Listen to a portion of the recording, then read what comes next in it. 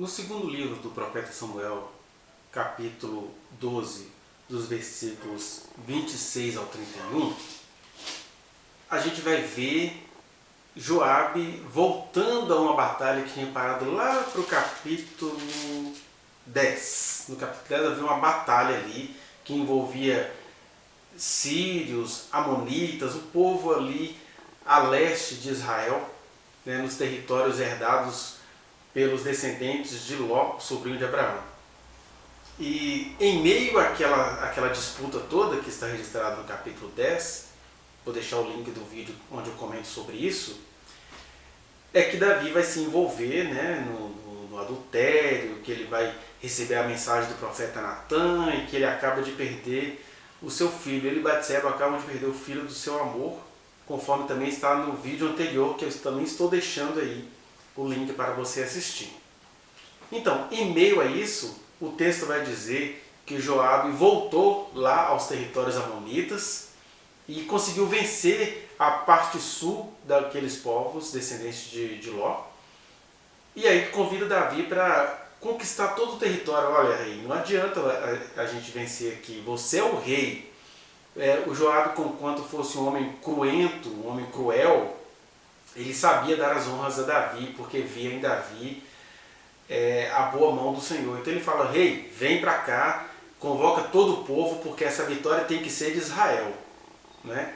E aí o povo conquista. Vai dizer o texto que eles fazem os amonitas passarem por trabalhos forçados, né, com serras, picaretas, machados, forno de tijolo. Quer dizer, eles começam a arrumar todo lugar para Israel ter o seu império em toda aquela região ali, e os sírios desistem de ajudar os amonitas. Para você ter uma ideia, que esse território que Davi conquistou, né, que ele conquista Rabá, seria hoje Amã, a capital da Jordânia, que fica também a leste de Israel. Ou seja, com o tempo aqueles territórios voltariam para outros povos ali, os que descenderam dos Nebateus, dos Amonitas, o pessoal daquele Oriente ali que fica disputando espaço com Israel. E é até interessante porque eu estou gravando essa mensagem com você no momento em que está havendo ali um ataque, né, entre Israel e Jordânia, os árabes, os palestinos, então um ataque ali querendo aquele território, e os crentes brasileiros ficam divididos, né, achando que aquele território tem que ser de Israel, porque Jerusalém foi conquistada por Davi.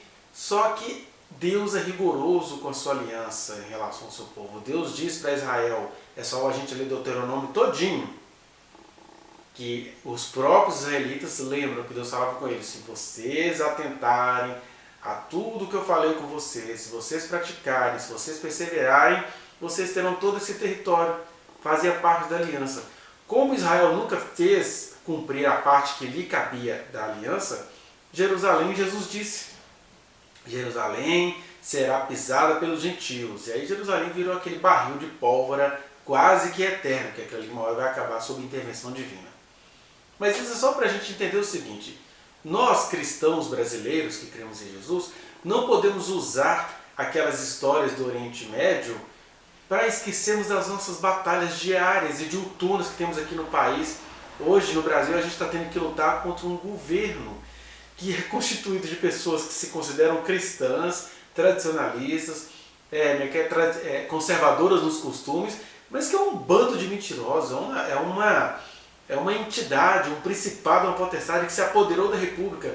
E o pior, né, geograficamente localizado dessa entidade, porque eles saem dos rincões das milícias do Rio de Janeiro e com o apoio maciço dos cristãos assumem o poder do Planalto. Aí hoje eu estava vendo agora há pouco uma parte lá do depoimento do ex-ministro Pazuello, e a conclusão a que eu cheguei naquele depoimento tão cheio de firulas e acompanhados por advogados gerais da União, digamos assim, gente do governo que está bancando um ministro que não é mais ministro.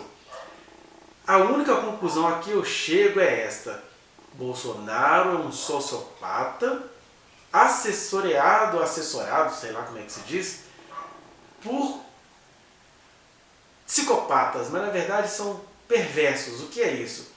Porque eles estão dizendo o seguinte: o Pazuello, para variar, como é comum a essa equipe do governo Bolsonaro, ele está negando tudo o que aconteceu no governo no seu ministério, porque ele diz o seguinte: o Bolsonaro falou a favor da cloroquina? Falou. Bolsonaro foi contra as vacinas? Foi. Bolsonaro fez um monte de postagem? Fez. Só que como ele não fez nada disso de maneira oficial, aí tudo que o ex-ministro responde é: não, o Bolsonaro não me deu essa ordem, Bolsonaro não assinou sobre isso, Bolsonaro não tem documento acerca disso.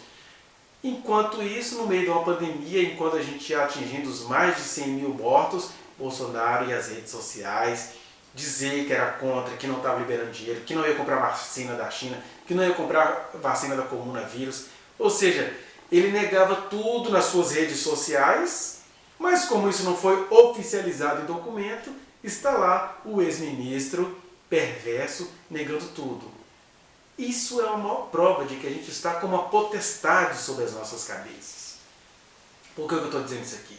Porque nós temos de prestar atenção que a gente não pode trocar aquela situação lá em Israel que está prevista biblicamente falando, e é só os israelitas converterem ao Senhor Deus deles, digamos assim, que aquilo ali vai parar uma hora.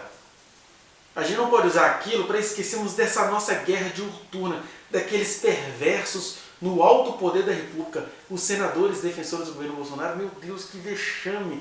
Como que eles são cara de pau! Né? Outra coisa que a gente não pode fazer é pegar, por exemplo, aquela morte do menino Henrique, que foi trágica, feita por um psicopata miliciano, o doutor Jair Inho, herdeiro de uma família miliciana, do doutor Jair, o Jairo, né? A gente não pode usar a dor que a gente sente em relação à morte do menino Henrique para nos esquecermos da imensidão de quantidade de crianças que neste momento pedem, clamam por socorro. O que a gente faz? A gente esquece disso tudo, a gente fica com aquela dor da perda do Henrique, da perda trágica, criminosa, como aconteceu, e a gente joga a culpa toda na mãe, na mulher. Eu tenho dito muito essas coisas aí nos meus vídeos que estão no meu canal por esses dias, né? Tá, mas o que isso tem a ver com a situação de Davi? É que nós precisamos entender que apesar do pecado de Davi, de ele ter acabado de perder uma criança, Deus disse a ele: olha, você não vai morrer, o seu reino vai perseverar. Eu tenho a determinação de fazer você chegar até o Rei Eterno. E aí, nesse sentido, Deus preserva o reinado de Davi. E aqui nós temos então essa concretude do resultado que pelo qual Davi precisava passar. Né? Então Davi conquista Rabá, que hoje se tornou a capital da Jordânia, né? Amã. Mas naquele período, Davi vai consolidando ali o seu império, os seus territórios. E o que tem de espiritual nisso? É que quando Deus coloca alguém para fazer a obra dele, aquilo que tem de ser feito no Senhor, pela vontade do Senhor, apesar dos nossos pecados, apesar das nossas dores, apesar das nossas omissões, primeira coisa, aquilo vai prosperar.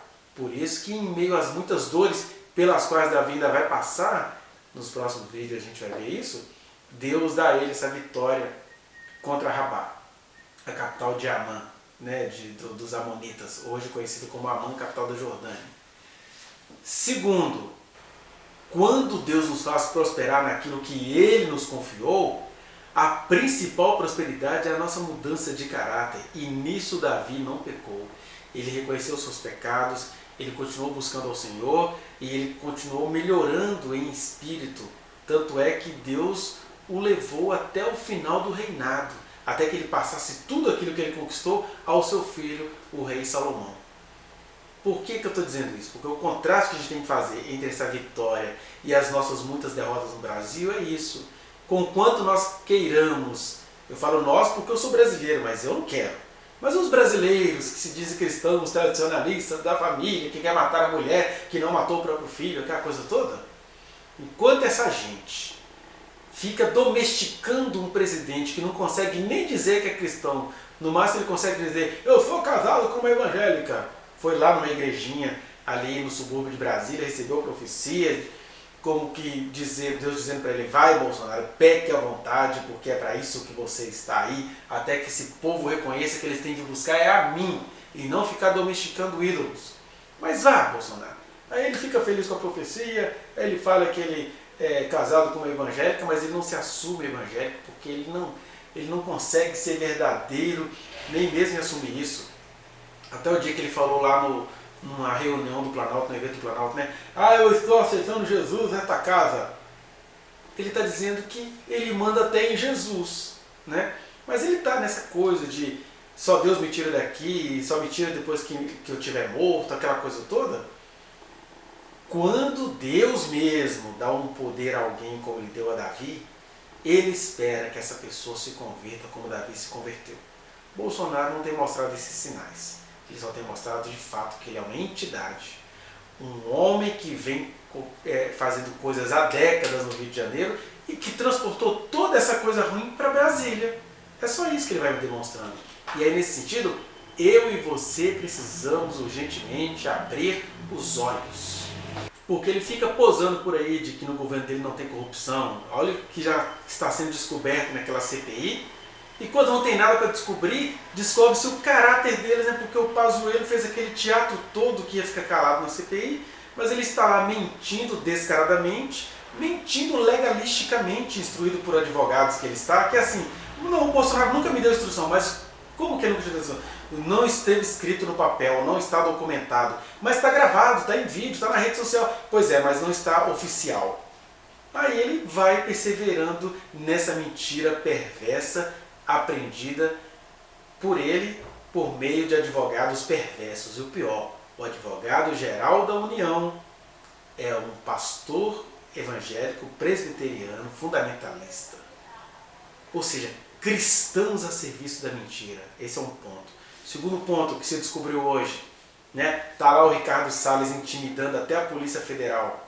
Terceiro, o Bolsonaro e as suas hostes, né? São hostes, são entidades espirituais, espalharam por aí que o presidente despejou dinheiro nos estados. Cadê o dinheiro dos estados? Aí tá lá o girando, tentando desviar o foco das investigações, mas girou, até a gente descobrir de ontem para hoje que o Ministério da Saúde liberou sim muita grana, mas muita grana. Coisa assim de 2 milhões de reais, por exemplo, um dos contratos. Para quê? Para o pessoal do Exército contratar pessoas para reformar prédios em plena pandemia. O dinheiro deixou de ser usado na saúde, era dinheiro da saúde, que deixou de ser usado na saúde para ser usado por empresas com nenhuma credibilidade, sem licitação, para reformar prédios públicos.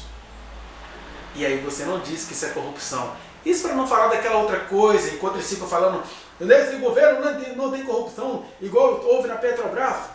Aí na Petrobras não tem corrupção, mas tem lá a corrupção da Codevasf, que é a Companhia do Desenvolvimento do Vale do São Francisco, que deveria ir até a Foz do São Francisco, digamos assim. Mas não, estenderam as obras da Codevasf, contratualmente, até o Amapá, terra do senhor Davi Alcolumbre, ex-presidente do Congresso. E aí, a grana rolando solta entre Bolsonaro e os seus urubus amestrados. Essa é a diferença entre o governo Bolsonaro, permitido por Deus, mas abominado por Deus, porque Deus é amor e Deus não concorda com essa podreira toda que os crentes aprovam, e o governo de Davi, que ainda que tenha conteúdos sanguinolentos, como tem um Joabe no comando dos seus exércitos, Davi estava ali como um homem de Deus, num mundo caído, sendo triturado, reformulado, quebrado, para ser refeito nas mãos do Senhor. Essa é a diferença e essa é a lição que fica para mim e para você neste dia. Pense nisso.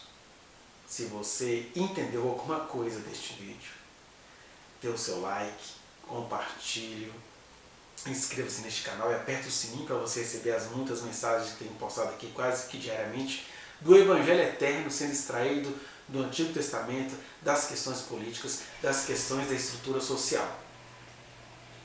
E se você quiser falar algo comigo, seja sobre esse assunto, sobre outros assuntos que você viu aí no meu canal, vá aos rincões íntimos das minhas redes sociais. Eu estou lá no Instagram, no Facebook, no Twitter, e a gente vai até produzindo conteúdos nesses diálogos, não é verdade? É isso. Que o Senhor te abençoe.